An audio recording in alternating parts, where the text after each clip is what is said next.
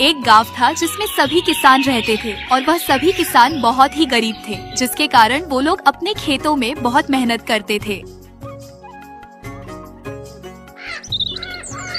इस गांव में एक गरीब आदमी रामू अपनी पत्नी गौरी के साथ रहता था। वह बेचारा बहुत मेहनत करता था, लेकिन फिर भी अपना घर चलाने में असमर्थ था। लेकिन उसकी पत्नी गौरी बहुत ही चतुर और बुद्धिमान थी।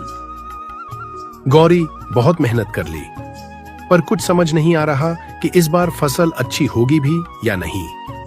बारिश भी ठीक से नहीं हुई है और हम चाहे जितना अपने खेतों में मेहनत कर लें, लेकिन हर साल हम लोगों का रोना धोना ही रहता है। पता नहीं कब हमारी फसल अच्छी होगी और हम लोग खुशी की जिंदगी जी पाएंगे। चिंता क्यों करते हो जी? भगवान ने चाहा तो सब अच्छा होगा। चलो पहले तुम हाथ मुंह धो लो, मैं गर्मा गर्म रोटी और सब्जी ले आते हैं जिसे आप खा लो। रामू बैठकर रोटी खाने लगता है। देखो रामू, हर समस्या का हल होता है, हिम्मत मत हारो। मैं कुछ सोच रही हूँ, अगर तुम भरोसा रखो तो शायद हम इस मुसीबत से निकल सकते हैं। गौरी, आखिर तुम ऐसा क्या सोच रही हो जिसके चलते हम इस मुसीबत से बाहर निकल सकते हैं? अभी सब बताना ठीक नहीं है, पहले फसल की कटाई हो जाने दो, तब मैं तुम्हें सब समझाऊंगी। इसीलिए पहले फसल की कटाई करो, फिर सभी बात समझना। रामू के चेहरे पर चिंता के बादल छाए रहते हैं, पर गौरी की आत्मविश्वास भरी मुस्कान उसे थोड़ी राहत देती है।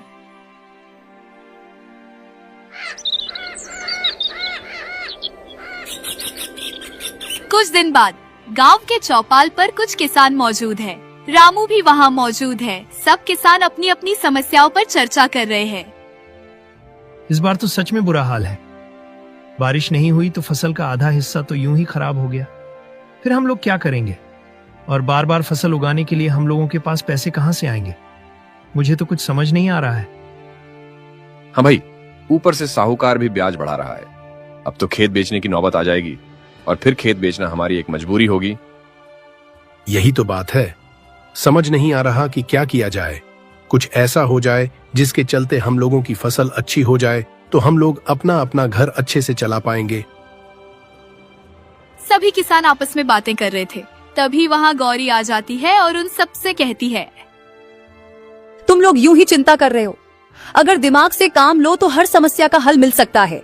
अरे तुम लोग अभी अपने अपने काम में लगे रहो और ज्यादा चिंता मत करो। भाभी, आखिरी समस्या का ऐसा क्या हाल है जो आपको पता है? अच्छा, आप ऐसा करो कि जो भी आपको पता हो आप हम सबको बता दो, जिसमें हम लोग आपकी मदद करेंगे। अभी नहीं, सही समय पर बताऊंगी, पर एक बात का भरोसा रखो, इस बार फसल का नुकसान नहीं होगा। आप बस भगवान पर भरोसा रखो और मेहनत करते रहो। किसान एक दूसरे की तरफ देखते हैं। रामू गौरी की ओर देखा है। उस गौरी की आंखों में उत्साह की चमक दिखाई देती है और उसे अपनी पत्नी पर भरोसा था कि वह कुछ न कुछ उपाय जरूर बताएंगी।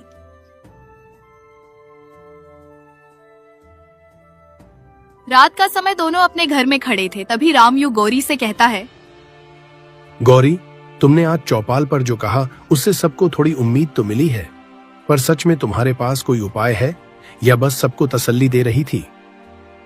उपाय तो है, पर जब तक सही समय न आ जाए तब तक उसे बताना ठीक नहीं होगा, और इसीलिए मैंने अभी तक तुम लोगों को वह उपाय नहीं बताया है। मैं तुम्हारे भरोसे पर हूँ, पर दिल में डर भी है। अगर कुछ उल्टा हो गया तो हम लोग कहीं के नहीं रह जाएंगे, ना ही घर के और ना ही घाट के। जब तक मैं हूँ कुछ उल्टा नहीं होगा, बस मुझ पर विश्वास रखो। और मैं सच कह रही हूँ कि आप सभी लोगों को इस समस्या से बाहर नहीं निकाल दिया तो मेरा नाम भी गौरी नहीं। रामू गौरी के चेहरे की चमक को देखकर थोड़ा सहज होता है। गौरी की आंखों में एक अलग ही आत्मविश्वास झलकता है।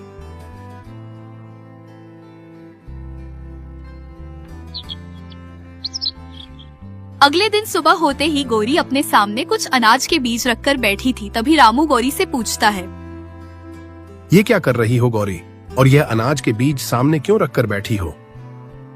बस फसल को बचाने का तरीका खोज रही हूँ। फसल को बचाने का तरीका सिर्फ इन अनाज के दानों से? गौरी, तुम आखिर कहना क्या चाहती हो? अभी तो मैं कुछ नहीं कहना चाहती हूँ, लेकिन हाँ, देखना कुछ दिनों में इसका असर दिखेगा। रामू की आंखों में संदेह है, गौरी के चेहरे पर आत्मविश्वास। ये रहस्य क्या है? गौरी, तुम इन अनाज के दानों से फसल बचाने की बात कर रही हो? ये कैसे मुमकिन है? बस थोड़ा धैर्य रखो। ये सिर्फ अनाज के दाने नहीं हैं, इनमें समझदारी भी छिपी है। मैं तुम्हें सब समझाऊंगी, पर पहले मुझे कुछ तैयारी करनी होगी। गौरी, तुम क्या तैयारी करेगी और कहाँ तैयारी करोगी? खेत में जाने की तैयारी। आज मुझे तुम्हारे साथ खेत पर चलना है। रामू के चेहरे पर उलझन के भाव है। उसे समझ नहीं आ रहा कि गौरी क्या करने वाली है।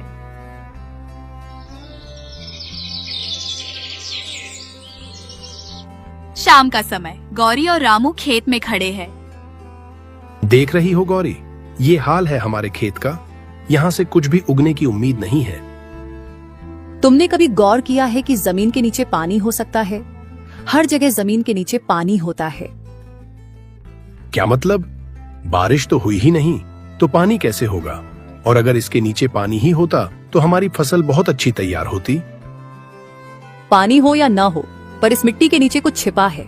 हमें उसे खोजने की जरूरत है, और मैं एक छोटा सा प्रयोग करना चाहती हूँ। कैसा प्रयोग गौरी? आखिर तुम यहाँ इसे देखकर कुछ सोच रही हो क्या, और तुम्हें कुछ पता चल रहा है? ये मिट्टी सूखी जरूर है, पर इसमें जान है। अगर इसे सही ढंग से सींचा जाए तो इसमें फसल फिर से लहलहा सकती है। गांव में जितने लोग कह रहे हैं कि मिट्टी ज्यादा खराब है, लेकिन उतनी ज्यादा खराब भी नहीं है। माना कि हम इसमें किसी भी फसल के बीज बो देंगे, लेकिन फिर पानी कहाँ से लाएंगे? नहर सूखी पड़ी है और कुआं भी खाली है। यही तो चतुराई है। पानी तो आसमान से नहीं बरस रहा, पर हमें अपने हाथ से पानी बरसाना होगा। हाँ, और ये काम मैं आज रात को शुरू करूंगी। रामू को गौरी की कुछ बात समझ में नहीं आ रही थी, लेकिन फिर भी वह चुपचाप का रहता है। शाम होते ही गौरी फिर से वही बीजों को लेकर बैठ जाती है। कभी रामू उससे पूछते हुए कहता है, गौरी, अब तो बता दो कि तुम इन बीजों का करने क्या वाली हो, जैसे कि हमारी फसल अच्छी तैयार हो जाएगी। ये बीज साधारण बीज नहीं है। मैंने इन्हें कुछ जड़ी बूटियों के साथ मिलाकर तैयार किया है। अगर इन बीजों को जमीन में बोया जाए और हल्का सा पानी दिया जाए तो ये मिट्टी की नमी को बढ़ा सकते हैं। क्या ये मुमकिन है? और इनके चलते हमारी फसल भी अच्छी खासी तैयार हो जाएगी। हाँ, मुझे अपनी माँ से ये विद्या मिली थी। हमारे पुरखों के पास ऐसे बीज होते थे जो जमीन की सेहत को सुधार सकते थे, और मुझे इन बीजों पर पूरा भरोसा है कि यह अपना काम जरूर दिखाएंगे। ठीक है गौरी, अगर ऐसी बात है तो मैं तुम्हारा साथ जरूर दूंगा। रामू को ज्यादा कुछ तो समझ में नहीं आया था, लेकिन रामू ने गौरी पर विश्वास करके उसका हौसला बढ़ाया।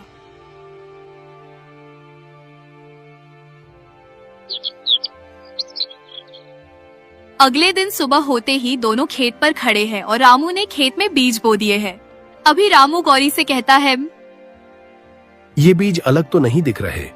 क्या सच में इनमें कुछ खास है, या तुम सिर्फ मुझे बहका रही हो ताकि मैं अपना दिल छोटा ना कर पाऊं और अपने काम में लगा रहूं? धैर्य रखो रामू, देखना कुछ ही दिनों में इसका असर दिखेगा, और असर ऐसा दिखेगा जिससे सारे गांव वाले भी देखकर चौंक जाएंगे और मुझसे यही बीज लेने की कोशिश करेंगे। बस अब कुछ दिन रुक जाओ। अगर ये बीज काम कर गए तो हम कर्ज से भी बच जाएंगे और गरीब लोगों की मदद भी कर पाएंगे। फिर हम लोग इतने ज्यादा गरीब और गिरे हुए नहीं रहेंगे, हमारी भी तकदीर पलट जाएगी।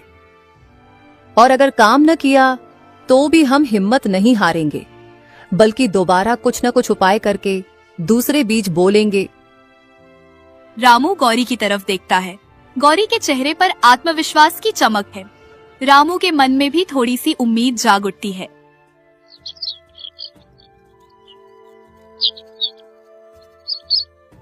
रामू गांव में टहलने के लिए जाता है। तभी वहाँ उस गांव का दूसरा किसान उसे मिल जाता है। फिर वह रामू से कहता है, अरे रामू भाई, क्या हाल है?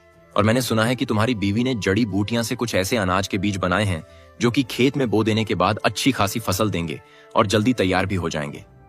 क्या यह बात सच है? हाँ भाई, यह बात तो सच है कि मेरी बीवी ने जड़ी बूटियां से कुछ अनाज के बीज तैयार किए हैं, लेकिन अब उनका हम प्रयोग कर रहे हैं। आज ही उन्हें खेतों में बोकर आए हैं और कुछ दिन बाद अगर उन्होंने अंकुर दे दिए तो शायद हमारी फसल जल्दी और अच्छी तैयार होगी। बस मैं कुछ दिन का इंतजार कर रहा हूँ।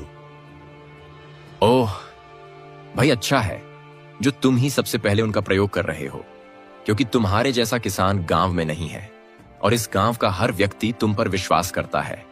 और भाई, अगर आपकी फसल अच्छी तैयार हो तो कृपया करके आप मुझे भी थोड़े बीज दे देना, जिन्हें मैं अपनी खेत में बो दूंगा और फिर शायद हमारी भी फसल अच्छी तैयार हो जाएगी।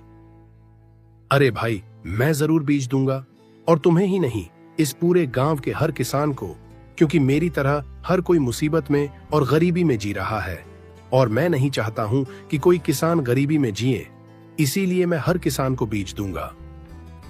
रामू भाई, तुम्हारा बहुत बहुत धन्यवाद जो तुम खुद की स्थिति में दूसरों की तुलना कर लेते हो और उनके बारे में अच्छा सोचते हो।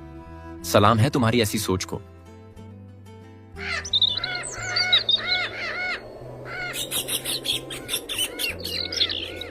तीन दिन बाद शाम का समय, रामू और गौरी खेत पर है। रामू की आंखों में आश्चर्य है। जहाँ गौरी ने बीज बोए थे वहाँ हरे हरे अंकुर निकल आए हैं। गौरी, ये कैसे हुआ? ये तो सच में अंकुर फूट गए। अब तो मुझे लगता है कि ये बीज बहुत अच्छे हैं और ये जल्द ही हमें फसल देंगे और फिर हम हर बार इन्हीं को बोया करेंगे। मैंने कहा था ना, मिट्टी में जान है, बस उसे सही देखभाल की जरूरत थी। और देखो इन्होंने कितने अच्छे अंकुर दिए हैं। गौरी, तुमने तो कमाल कर दिया। अगर इसी तरह बाकी फसल भी बच गई तो हम सच में कर्ज से मुक्त हो सकते हैं। गौरी, आज मैं बहुत खुश हूँ और मुझे तुम पर गर्व है।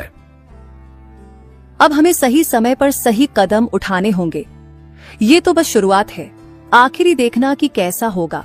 बस कुछ समय का इंतजार करो। रामू गौरी की तरफ देखता है। उसके चेहरे पर राहत और खुशी के भाव हैं। गौरी के चेहरे पर आत्मविश्वास की चमक बरकरार है।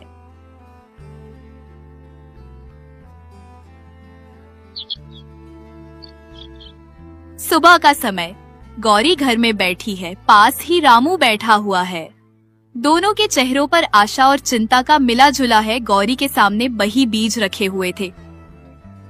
गौरी, जिन बीजों को तुमने बोया था उनसे अंकुर तो फूट गए हैं, पर ये काफी नहीं है। अगर बाकी खेत की फसल नहीं बची तो ये छोटा सा हिस्सा हमें कर्ज से नहीं बचा पाएगा। हमें और उपाय भी करने होंगे। जानती हूँ, पर ये छोटी सी शुरुआत ही हमें आगे का रास्ता दिखाएगी। पहले मैं देखना चाहती थी कि ये बीज सही से उगते भी हैं या नहीं। अब जब अंकुर फूट गए हैं तो बाकी खेत को भी बचाया जा सकता है। इसके लिए हमें गांव के दूसरे किसानों को साथ लेना होगा। अगर सब मिलकर इस तरीके को अपनाए तो पूरा गांव इस मुसीबत से बच सकता है। क्या बाकी किसान तुम्हारी बात मानेंगे? वे तो पहले ही हिम्मत हार चुके हैं। मुझे तो नहीं लग रहा है कि वो तुम्हारी बात मानेंगे। मानेंगे।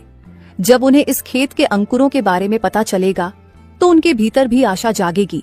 पर इसके लिए हमें सही ढंग से बात करनी होगी, तभी वो हमारी बात पर विश्वास करेंगे। रामू गौरी की ओर देखता है। उसकी आंखों में संदेह है, लेकिन गौरी के आत्मविश्वास को देखकर उसे भरोसा होने लगता है। गांव की चौपाल। गांव के सभी किसान एक जगह इकट्ठा है। उनके चेहरों पर चिंता और थकान के भाव है। कुछ किसान आपस में धीरे धीरे बात कर रहे हैं। गौरी और रामू चौपाल के बीच खड़े हैं। भाइयों, हम सबकी हालत एक जैसी है। फसल सूख रही है, कर्ज बढ़ रहा है और बारिश का नाम और निशान नहीं है। यही तो हम सब कह रहे हैं रामू। अब तो खेत बेचने की नौबत आ रही है। अब तो घर चला पाना भी मुश्किल हो गया है। पर हमारे पास एक रास्ता है। मेरी गौरी ने ऐसा उपाय निकाला है जिससे फसल को बचाया जा